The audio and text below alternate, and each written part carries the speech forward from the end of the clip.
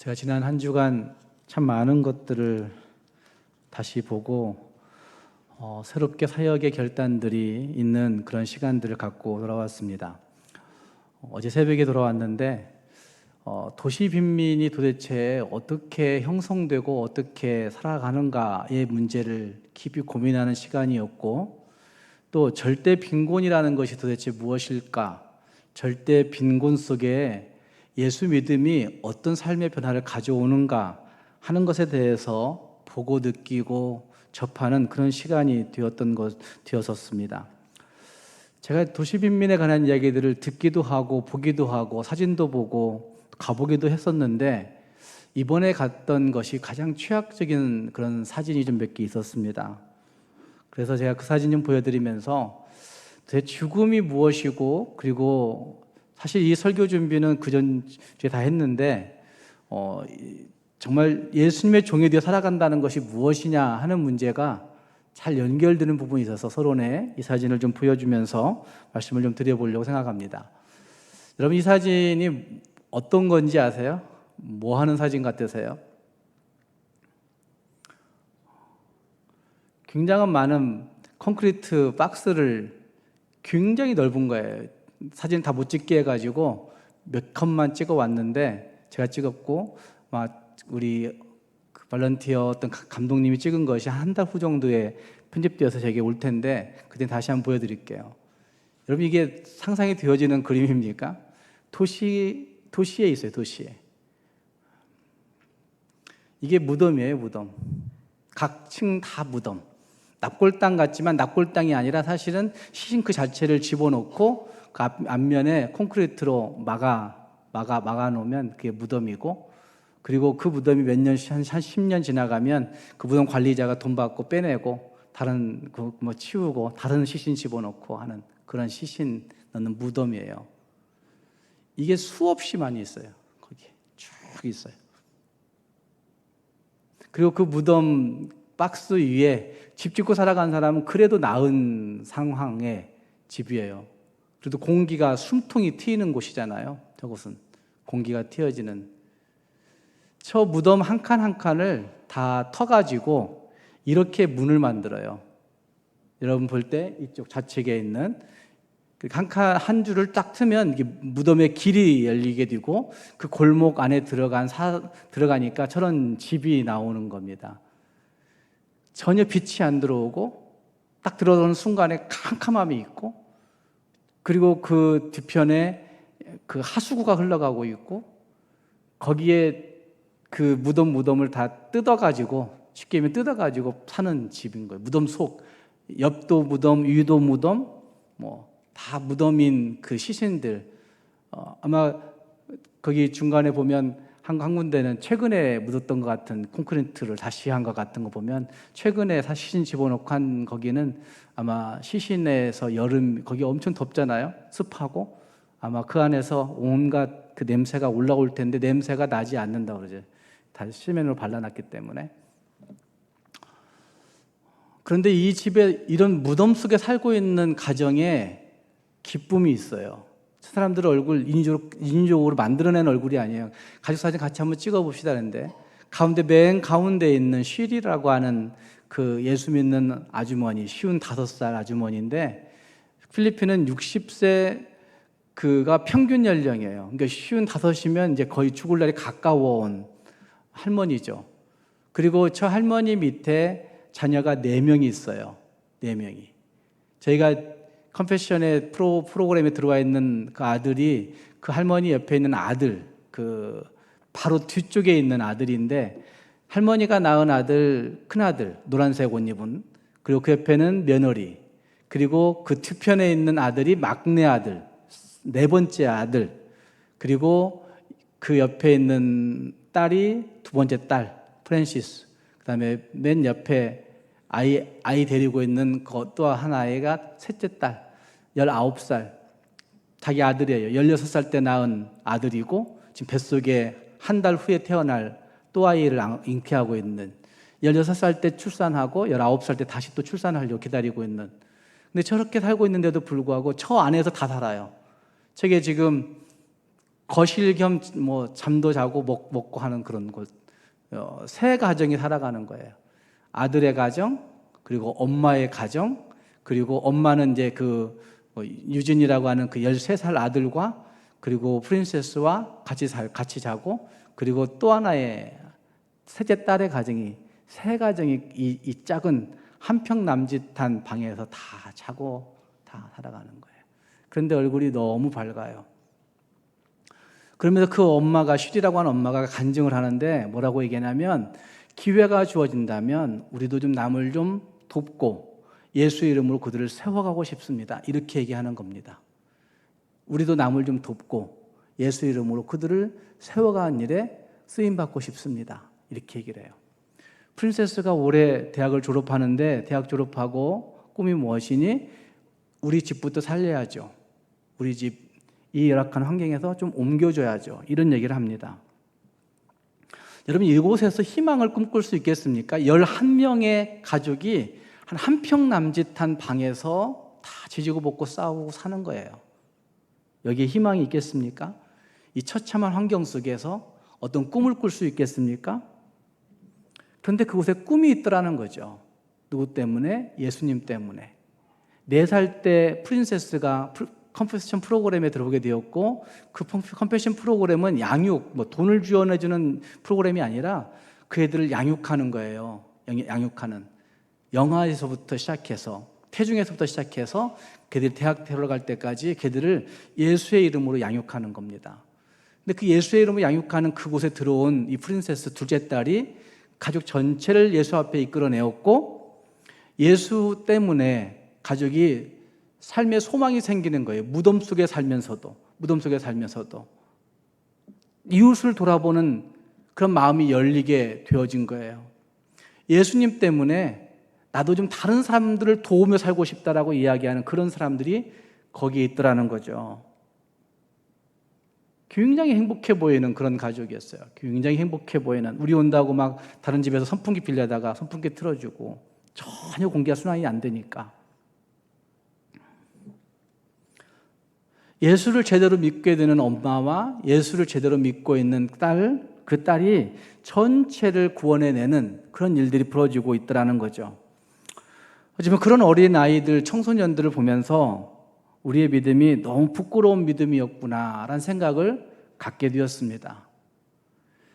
주님 앞에서 잘 산다는 게 뭘까? 예수 이름으로 잘 산다는 게 뭘까? 예수 이름으로 잘 산다는 것은 그 모든 죽음의 환경이지만 그 속에서도 내 모든 것들을 다 내려놓고 어쩌면 예수님 때문에 행복해 할 수 있고 예수님 때문에 삶의 의미를 발견하고 살아가는 것이 진짜 주님 앞에서 잘 산다는 것이다 라는 생각을 갖게 되었습니다. 언제 오라 하실지 모르는데 주님 앞에서 좀 까불지 말고 주님 앞에서 잘 살아가는 것이 우리 인생이겠구나 라는 생각을 갖게 되었습니다. 헨리 나우에는 죽음 가장 큰 선물이라는 책을 통하여서 죽음에 대해서 우리가 어떤 가치관을 가지고 있어야 되는지를 잘 말해주고 있는데, 그는 이런 얘기를 합니다. 죽음은 우리에게 그 비극이 아니라 가장 좋은 선물, 가장 큰 선물이 죽음이다 라고 그렇게 이야기하고 있습니다. 여러분 생각해 보십시오. 예수님의 죽음이 우리에게 선물일까요? 비극일까요? 예수님의 죽음이 과연 우리에게 비극일까? 아니면 진짜 선물일까? 이렇게 물어보면 예수님의 죽음은 우리에게 분명히 선물이라고 얘기하는 사람들이 많을 겁니다. 적어도 예수 안에 들어와 있는 사람들은. 예수님의 죽음이 우리에게 진짜 선물이었다고 한다면, 그러면 우리의 죽음은 선물일까요? 비극일까요? 우리의 죽음도 천국에 들어가는 가장 큰 선물이 죽음이구나 라고 말할 수가 있는 거죠. 세상적으로 분리되어지고 떨어지게 되기 때문에 이것이 큰 비극이야 라고 얘기할 사람들이 많이 있겠지만, 예수의 죽음이 우리에게 천국의 소망을 가져오는 영생을 주는 선물이었다고 한다면 우리의 죽음도 천국으로 들어갈 수 있는 첩경이기 때문에 이것이 선물이구나 이렇게 느낄 수 있어야 되는데 우리는 그렇게 느끼지 못하고 살아가게 된다는 말입니다. 죽음은 분리되는 사건으로 우리는 이해합니다. 죽음을 분리되는 사건, 돌아올 수 없는, 돌이킬 수 없는, 절대로 되돌아올 수 없는 사건으로 우리는 죽음을 이해하고 있습니다. 그러나 예수님이 십자가의 죽으심으로 말미암아, 예수님이 십자가에 돌아가심으로 말미암아 이 분리의 비극은 끝이 난 것이다. 성경은 우리에게 분명히 말씀하고 계신 것이죠. 무한하시고 영원하신 하나님께서 유한한 우리 운명 속으로 들어오신 사건이 예수 그리스도의 오심이었고, 그 유한한 우리 인생들을 영혼으로 이끌어 놓는 통로 역할을 하신 분이 예수님의 죽음이었기 때문에 우리는 예수님의 죽음을 통해서 하나님이 여전히 나와 함께 하신다, 그러니 나에게 죽음은 가장 큰 선물이라고 헨리 나우엔처럼 고백할 수 있는 사람이 되어야 된다는 말씀이죠.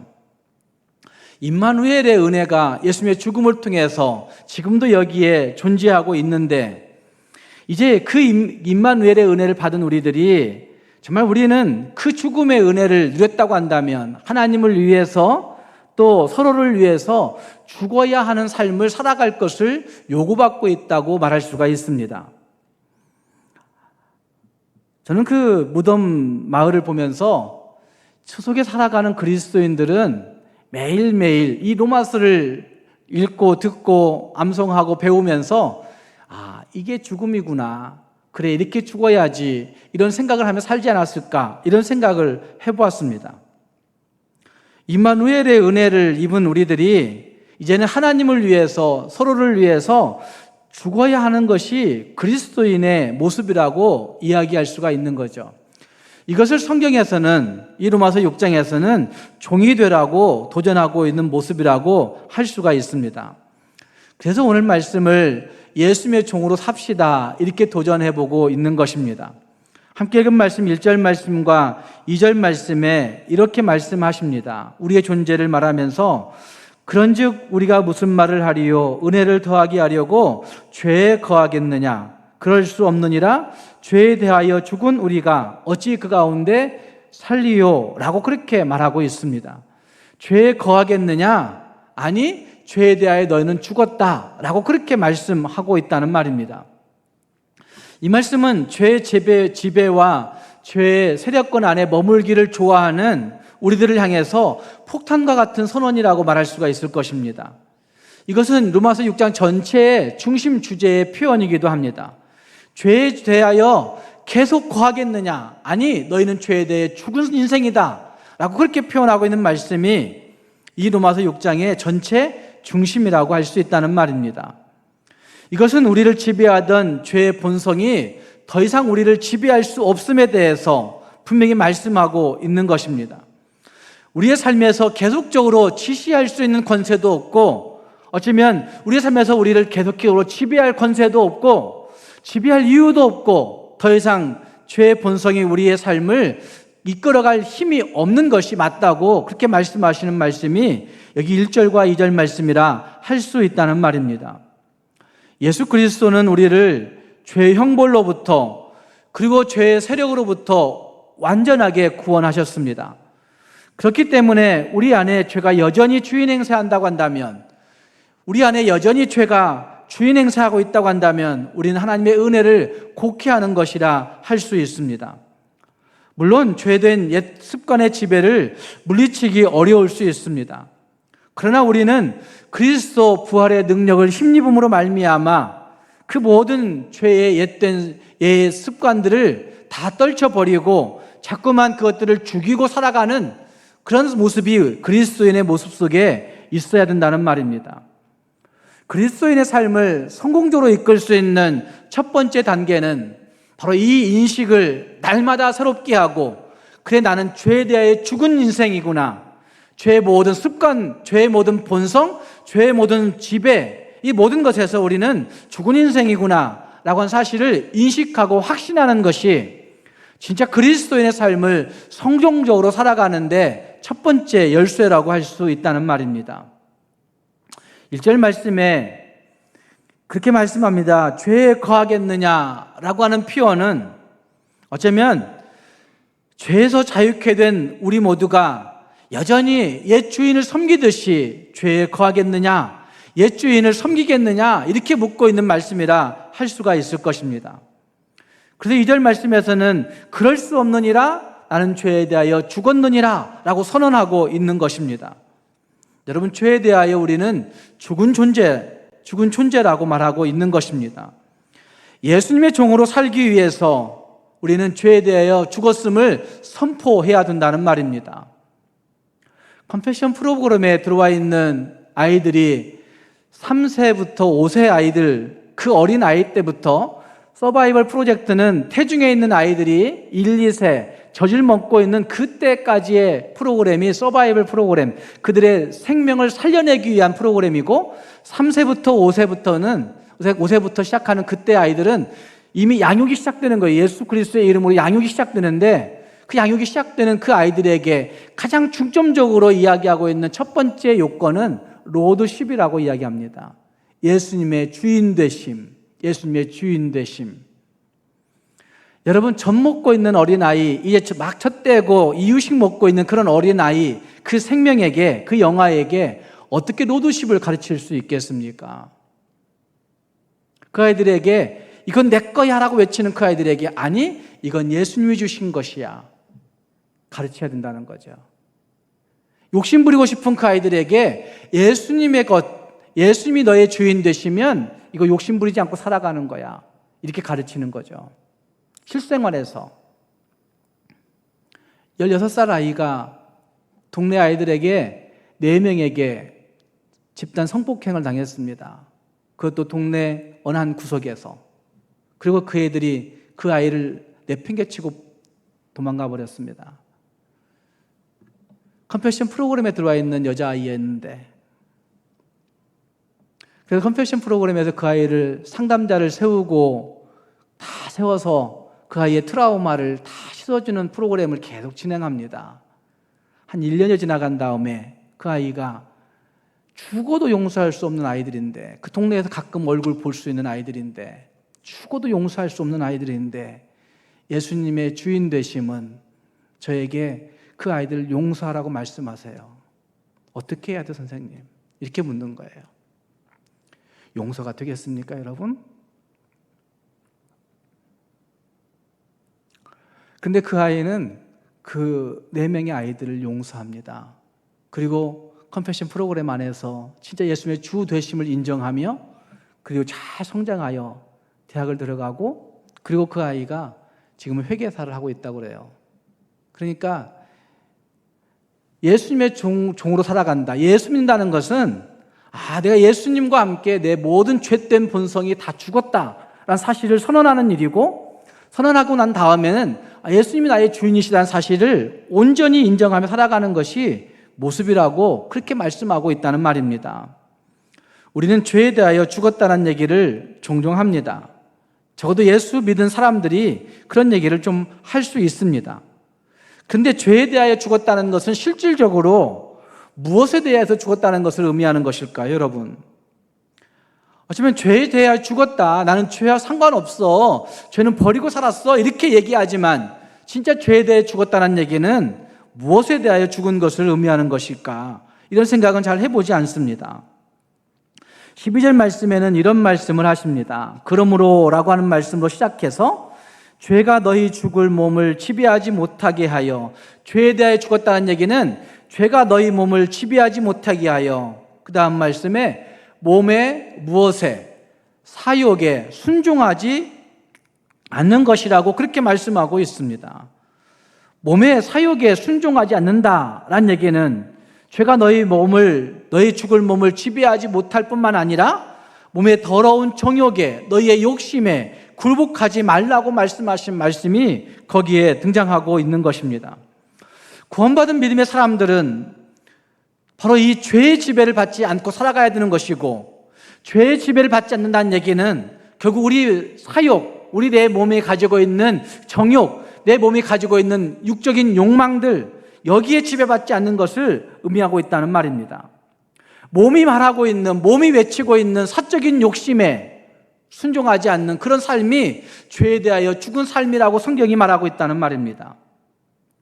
디모데후서 3장 1절 말씀 이하에 이런 말씀을 하고 있는 것을 볼 수가 있습니다. 너는 이것을 알라. 말세에 고통한 때가 이르러 라고 말씀을 시작하면서 사람들이 자기를 사랑하며 돈을 사랑하며 자랑하며 교만하며 비방하며 부모를 거역하며 감사하지 아니하며 거룩하지 아니하며 무정하며 원통함을 풀지 아니하며 모함하며 절제하지 못하며 사나우며 선한 것을 좋아하지 아니하며 배신하며 조급하며 자만하며 쾌락을 사랑하기를 하나님 사랑하는 것보다 더하며, 여기에 등장하고 있는 2절 말씀부터 4절 말씀까지의 내용들이 몸이 말하고 있는 사적인 욕심을 열거하고 있는 내용들이라고 말할 수가 있을 것입니다. 예수님의 종으로 산다는 것은 하나님을 사랑하는 것입니다. 예수님의 종으로 산다는 것은 하나님의 집에 살아가는 것입니다. 예수님의 종으로 산다는 것은 예수님이 나의 주인 되심을 인정하며 살아가는 것입니다. 그런다고 한다면 디모데후서 3장 2절 말씀부터 4절 말씀이 말하고 있는 것들에 대하여 반대로 살아가는 것이 진짜 예수님의 종으로 살아가는 것이라 할 수가 있습니다. 디모데후서 3장 5절 말씀은 이런 말씀합니다. 경건의 모양은 있으나 경건의 능력은 부인하니 너희가 이 같은 자들에게서 돌아서라 라고 말씀하신 그 말씀 보면 이것처럼 살아가는 삶을 가지고도 얼마든지 경건의 모양 될 수 있다고 하는 사실을 말하고 있는 거죠. 이렇게 욕심 부리고 이렇게 교만하고 이렇게 조급하고 이렇게 배반하고 이렇게 원통함을 항상 마음에 간직하고 이렇게 절제하지 않으며 살아가는 사람들이 많으면서도 그럼에도 불구하고 경건의 모양을 가진 채 예수 믿은 채 예수 믿는 것처럼 살아간 이들이 얼마든지 있다는 사실들을 말하고 있습니다.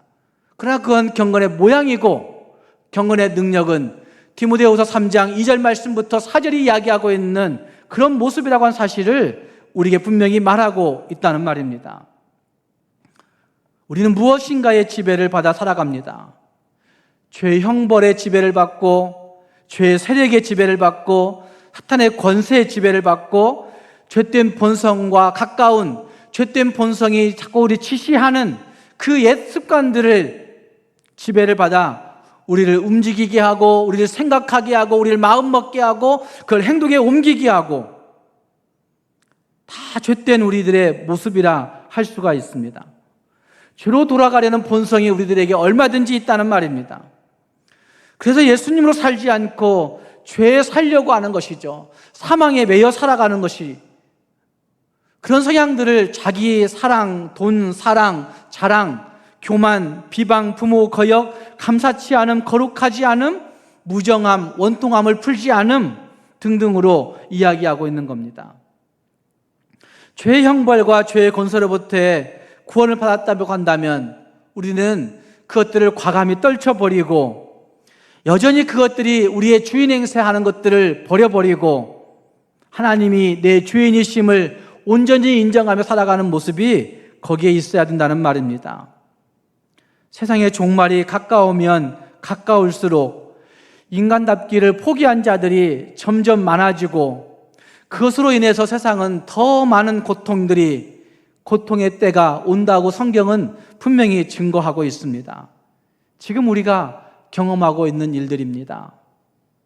세상의 종말이 가까운 이때 인간성은 더 없어지는 그러한 모습들, 잘 살면 잘 살수록 더 많은 우울증과 더 많은 좌절과 낙심이 우리를 괴롭히고 있고, 잘 살면 잘 살수록 자기 프라이버시라고 하는 이름을 가지고 얼마나 우리를 많이 괴롭히고 있는지 모릅니다. 그러나 무덤 마을에 사는 사람들은 자기 프라이버시 얘기할 그런 근거도 없습니다. 프라이버시가 뭐 있겠습니까? 물론 그들만의 프라이버시가 있어서 우리 말 찍지 말라고 시신 집어넣는 의식하고 있는, 발인하고 있는 그 무리가 있었어요. 그 골목에, 한 골목에. 그건 절대 사진 찍지 말라고, 큰일 난다고. 그것이 그들의 최소한의 프라이버시라고.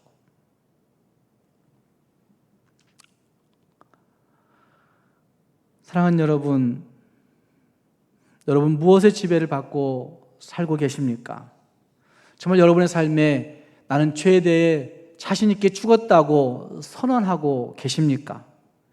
죄에 대해 죽었다는 말씀은 어쩌면 죄의 모든 것에서부터 해방되어져 예수의 종으로 살아가는 것이 죄에 대하여 죽었다는 사실인 것을 기억하면서 우리 모두도 매일매일 나는 예수의 종이다, 난 죄에 대해 죽었다 선언하며 살아갈 수 있는 우리 모두가 될 수 있기를 주님의 이름으로 축복합니다.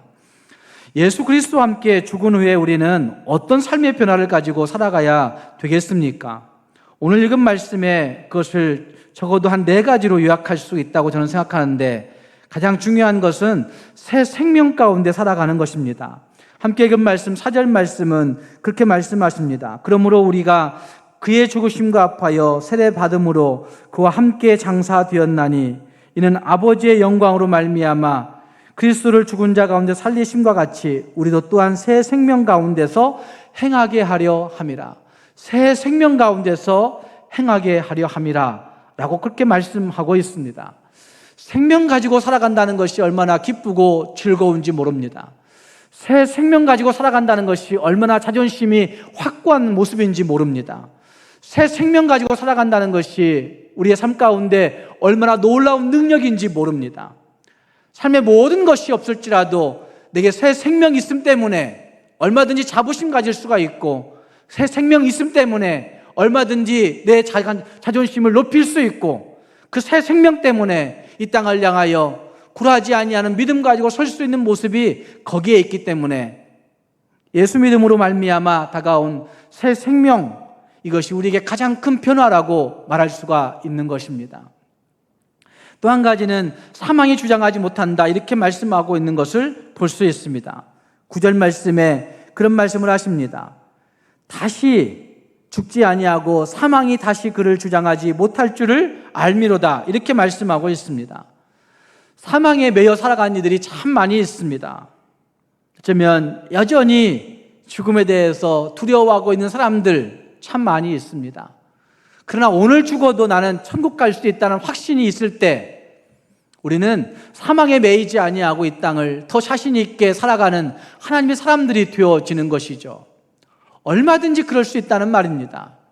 사망에 매이지 아니할 때 우리는 이 땅에 있는 모든 권세를 내려놓을 수 있습니다. 사망에 매이지 아니할 때 우리는 어쩌면 내가 가진 모든 권력들을 다 자신 있게 내려놓을 수 있다는 말입니다.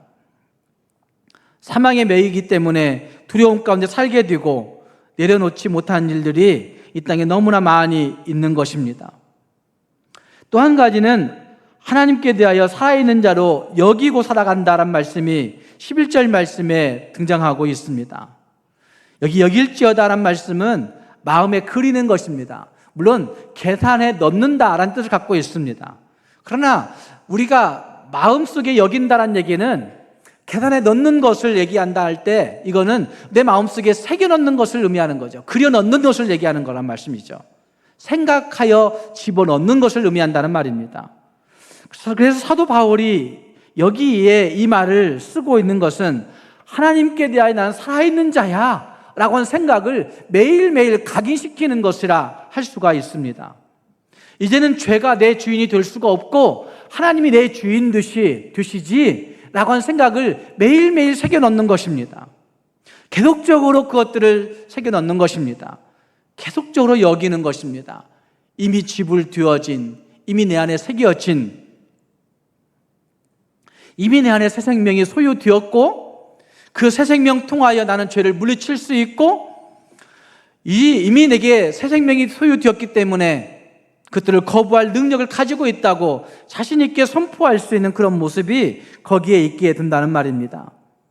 그렇게 될 때 12절이 자연스럽게 연결되어지는 것입니다. 그렇게 여길 때 그러므로 몸의 사욕에 순종하지 아니하는 것이 되어진다는 말입니다. 자연스럽게 12절이 연결되어집니다. 그리고 12절이 연결되어지면 그 다음 4절 13절 말씀에 등장하고 있는 대로 의의 무기로 하나님께 우리의 몸을 드리며 살아간 자들이 되어지는 것이죠. 너희 지체를 불의의 무기로 죄에게 내주지 말고 오직 너희 자신을 죽은 자 가운데서 다시 살아난 자 같이 하나님께 드리며 너희 지체를 의의 무기로 하나님께 드리라. 의의 무기로 하나님께 드리며 살아가게 된다고 말씀하고 있습니다. 하나님의 종, 예수님의 종이라고 하는 말은 별로 달갑지 않은 용어임에 틀림이 없습니다. 그러나 진짜 새 생명을 얻은 사람들이라고 한다면 그 새 생명 얻은 자들은 자신 있게 하나님께 내 삶을 드리며 살아가는 인생이 되어지는 것이죠. 구원받은 성도들에게도 두 가지의 길이 있습니다. 하나는 불의의 무기로 드리는 길이 있고, 불의의 무기로 자기를 죄에게 방치하고 맡기고 사는 사람들도 있고, 또 다른 하나는 의의 무기로 하나님 앞에 자신 있게 드리며 살아가는 사람들이 있습니다.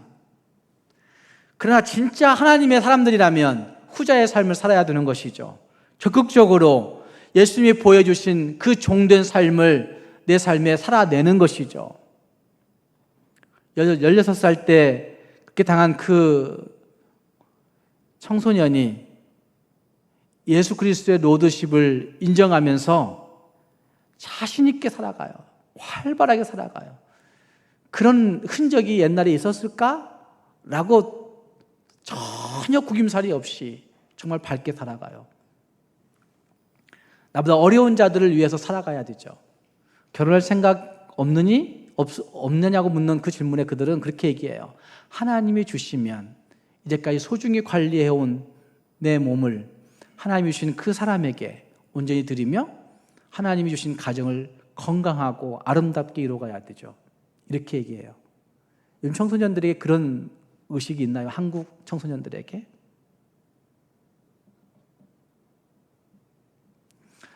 적극적으로 예수님이 본보여 주신 종된 삶을 살아가는 것, 의의 무기로 드리고 살아간 모습이라고 분명히 말씀하고 있다는 말입니다.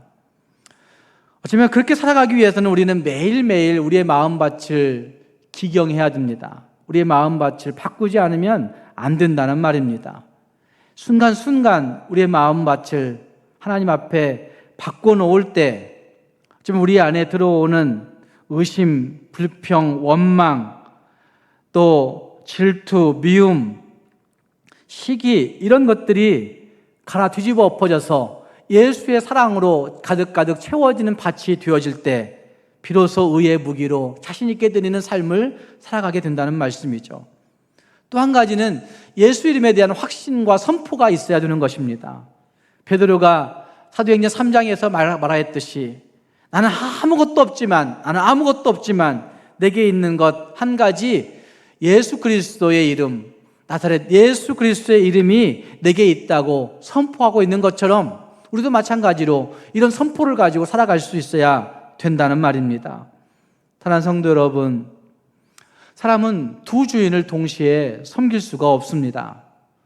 적극적으로 하나님께 우리를 드리지 않는다면 우리는 우리의 욕심과 우리의 고집과 우리의 자만에서 벗어나지 못하고 그 죄된 것에 꽁꽁 묶여서 하나님을 거스르며 살아가는 자들이 되어줄 수밖에 없습니다. 그러나 예수 그리스도가 내 주인 되심을 온전히 인정하고 예수님과 더불어 산 것을 확신한다고 한다면 우리는 매일매일 죄에 대하여 죽고 오히려 의에 대하여 적극적으로 살아가는 그런 삶을 살게 되는 것입니다. 적극적으로 예수 그리스도를 내 삶에서 선포하며 사는 인생이 되어질 수 있다는 말입니다.